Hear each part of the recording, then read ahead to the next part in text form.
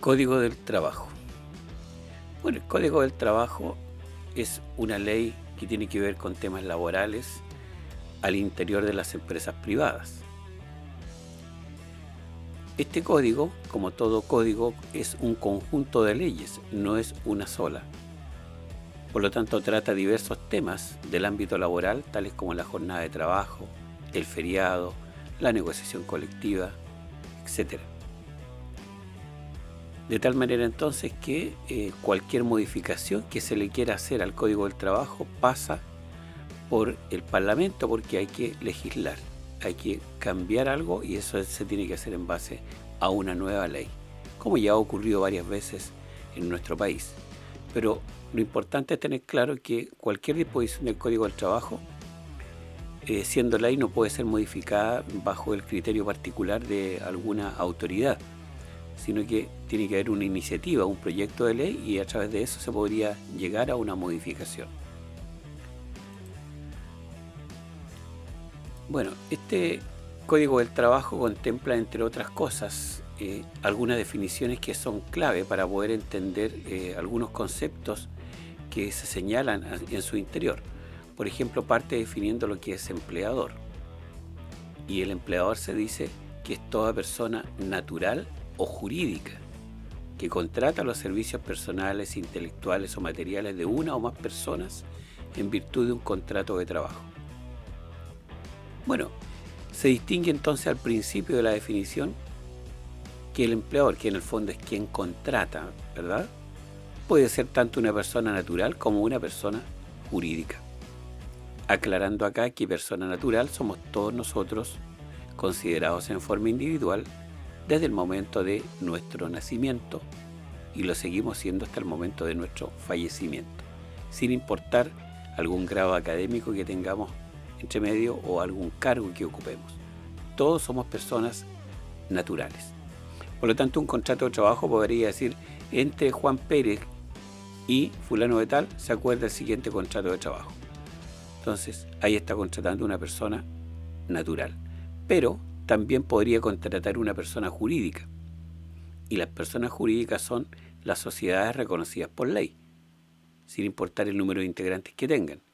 Entonces podría decir, por ejemplo, la Sociedad Protectora de Animales, representada por, contrata los servicios de. Entonces ahí estaría contratando una persona jurídica con un representante legal. En cambio, cuando el Código del Trabajo habla de trabajador, el trabajador es solamente una persona natural. Quien le presta servicio a otro, dice que el trabajador es la persona natural que presta servicios intelectuales o materiales en virtud de un contrato de trabajo bajo dependencia y subordinación. Entonces, quien presta el servicio, en este caso estamos hablando del Código del Trabajo, ¿ya?, tiene que ser solamente una persona natural, es decir, una empresa no puede ser catalogada trabajadora de otra, aunque, por cierto, todos entendemos que las empresas se prestan servicios entre sí, pero eso no quiere decir que una sea trabajadora de otra. Ahora bien, para que la persona sea considerada trabajador, según lo estipula el Código del Trabajo, dice que tiene que estar bajo dependencia y subordinación. O sea, tiene que depender económicamente de quien lo contrata y tiene que estar bajo las órdenes de esa persona. ¿Cuándo se está bajo las órdenes? ¿Cuándo se está subordinado? Es cuando la persona que contrató puede ejercer alguna sanción o premio por alguna labor realizada o no realizada. Por lo tanto, si uno contrata en su domicilio a una persona para que le arregle una llave del agua, a un gaffiter, evidentemente este gaffiter no depende exclusivamente de ese monto que nosotros le vayamos a pagar por ese servicio, ni tampoco es subordinado nuestro, porque si él no llegó a la hora, no llegó nada más, no podemos ejercer ninguna acción sobre él. Entonces, ¿por qué sacamos este ejemplo a colación? Porque obviamente ese gaffiter nos está prestando un servicio y por ese servicio le vamos a pagar. Por lo tanto, en principio uno podría decir que es trabajador de uno.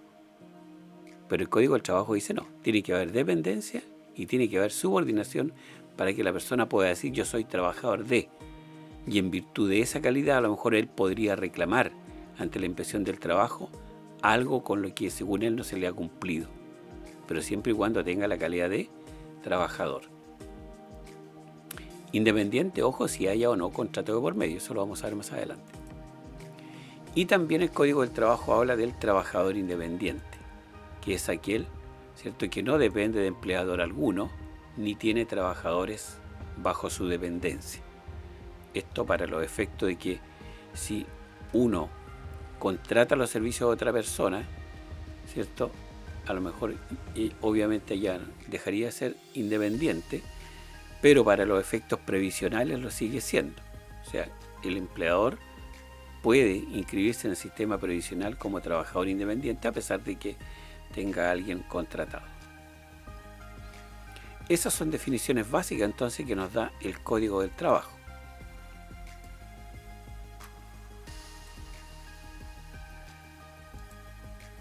Ahora, ¿qué es un contrato de trabajo? Bueno, primero que todo es un acuerdo, es una convención, un convenio al que se llega. Y es un acuerdo mutuo, por lo tanto no hay imposición de una parte sobre la otra.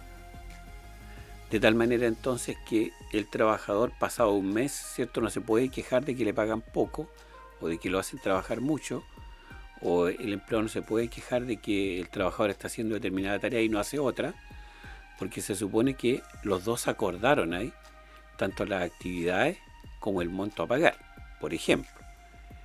Y por lo tanto, cualquier alteración que se vaya a hacer a este documento, al contrato de trabajo, mantiene esa condición, el acuerdo mutuo.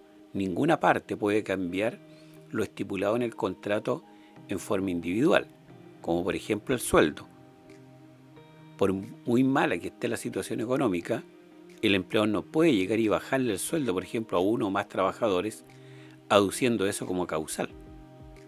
Tendrá que conversar con él o con los trabajadores para ver si llegan a un acuerdo, conscientes los trabajadores que están viendo que la situación está mala, ¿verdad?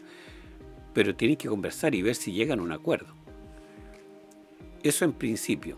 El contrato de trabajo entonces también establece obligaciones que son recíprocas, es decir, el trabajador se obliga a cumplir una determinada tarea en determinado horario y por eso el empleador se obliga también a pagarle una determinada cantidad de remuneración que es equivalente con el servicio que le está prestando el trabajador. ¿Qué más?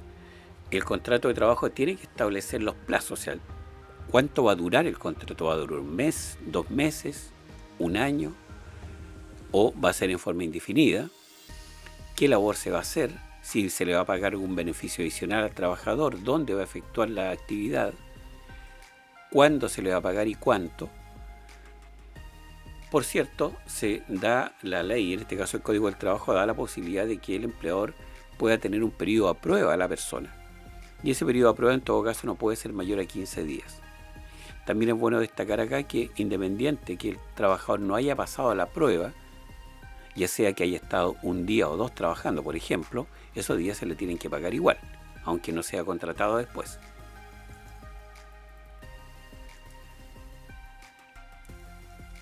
Ahora bien, cuando el contrato es de plazo fijo, quiere decir que tiene una cláusula que dice cuándo va a terminar.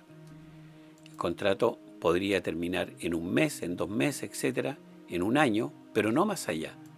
No podríamos hacer un contrato de plazo fijo, por ejemplo, de 13 meses o de 1 año y medio, etcétera. No. La ley dice que el contrato de plazo fijo no puede pasar de 1 año, excepto si se está contratando a alguna persona en un cargo de dirección superior, que podría ser un gerente, un administrador, a quienes se les podría hacer un contrato por 2 años. Pero cualquier otro cargo no puede pasar de 1 año. Lo que no significa que una vez terminado el plazo, ¿cierto?, ambas partes no lleguen a un acuerdo para continuar la labor. Por lo tanto, este contrato de plazo fijo se puede renovar. Pero aquí hay que tener en cuenta lo siguiente. Si el contrato terminaba hoy día, por ejemplo, si mi contrato terminaba hoy día, era de plazo fijo, y llegamos a un acuerdo de renovarlo por otro periodo igual, supongamos 2 meses, entonces hoy día ya se produciría la primera renovación. Por lo tanto, cuando se vuelva a cumplir el plazo acordado y me quisieran renovar el contrato otra vez, ahí ya sería la segunda renovación, y en ese momento ya no podría ser por un plazo X, sino que la ley dice que ahí tendría que pasar a ser indefinido a partir de la segunda renovación. También la ley trata de proteger a los trabajadores que en algunas empresas los finiquitan, pasa un tiempo y los vuelven a contratar. Entonces, para que esto no se mantenga de manera así progresiva en el tiempo, la ley dice que el contrato en ese caso también puede pasar a ser indefinido si en un periodo de 15 meses, contando el primer contrato, ¿ya?, han transcurrido ya 12 meses de trabajo. O sea, si el trabajador lo contratan por 3 meses, descansó un mes, lo vuelven a contratar por 6 meses, etc. Pero partiendo del primer contrato, él completa un periodo de 15 y dentro de esos 15 ha trabajado 12 meses, el último contrato que se le haga ya tiene que ser indefinido. Eso con respecto entonces al contrato de plazo fijo. También el Código del Trabajo habla de un contrato que es colectivo, pero en este caso el contrato colectivo tenemos que entenderlo como un acuerdo al que llegan los trabajadores con los representantes de la empresa después de haber pasado por una serie de conversaciones, incluso se podría haber pasado por una huelga. Pero al final, con o sin huelga, van a llegar a un acuerdo, y ese acuerdo, que establece beneficios para los trabajadores, nuevas condiciones laborales, pasa a ser lo que se llama el contrato colectivo. Todos los beneficios que los trabajadores obtengan en un contrato colectivo pasan a formar parte de sus contratos individuales. Y estos contratos colectivos tienen un periodo máximo de 2 años, al término de los cuales tiene que haber una renovación, porque las situaciones económicas, ¿cierto?, van a cambiar en 2 años. Entonces hay que ver cuáles son las nuevas condiciones para ver qué otro contrato colectivo se firma. Este contrato colectivo es el resultado, dijimos, de una serie de conversaciones entre los trabajadores y la empresa. Y eso se llama negociación colectiva. Esta negociación colectiva se inicia cuando los trabajadores le presentan a la empresa un proyecto de contrato colectivo. O sea, quiere decir que los trabajadores se han reunido con sindicato, por ejemplo, o como sindicato, y han llegado a un acuerdo en cuanto a las cosas que quieren pedir. Esas cosas que quieren pedir es como hacer una lista, ¿verdad? Se llama proyecto de contrato colectivo. Y ese proyecto ellos lo tienen que entregar una copia a la empresa, quien la devolverá firmada a los trabajadores, y esa copia firmada por la empresa los trabajadores también la entregarán en la inspección del trabajo. ¿Por qué? Porque la ley, el Código del Trabajo, establece ciertos plazos, dependiendo de la cantidad de trabajadores que estén participando en la negociación, para que la empresa responda. Por lo tanto, la inspección del trabajo tiene que estar enterada de que en la empresa X comenzó este proceso de negociación. Y esa es la manera como se entera. Luego, la empresa también tiene que responder en las mismas condiciones. Es decir, si los trabajadores presentaron un proyecto donde hablaban de 10 propuestas, la empresa también tiene que responder por cada una de esas propuestas. No puede dar una respuesta general. Y hace el mismo proceso, es decir, le entrega una copia al representante de los trabajadores, quien la firmará, y esa copia firmada por el representante de los trabajadores, el empleador la llevará a la inspección del trabajo, dando cuenta así de que está cumpliendo con los plazos establecidos por ley.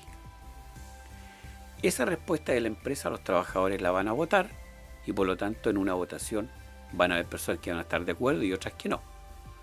La votación se decide por mayoría absoluta, es decir, la mitad más 1, no tiene que haber unanimidad. La mitad más 1 decide si se aprueba o no se aprueba. Si no se aprueba, quiere decir que optaron por ir a una huelga. Y en una huelga en esas condiciones, es decir, como resultado de una negociación colectiva, en nuestro país es aceptada, con ciertos plazos, por cierto. Y finalmente, ¿cierto?, va a llegar un momento en que van a llegar a un acuerdo y ahí se firmará el contrato colectivo. Esas son algunas de las disposiciones entonces que establece el Código del Trabajo.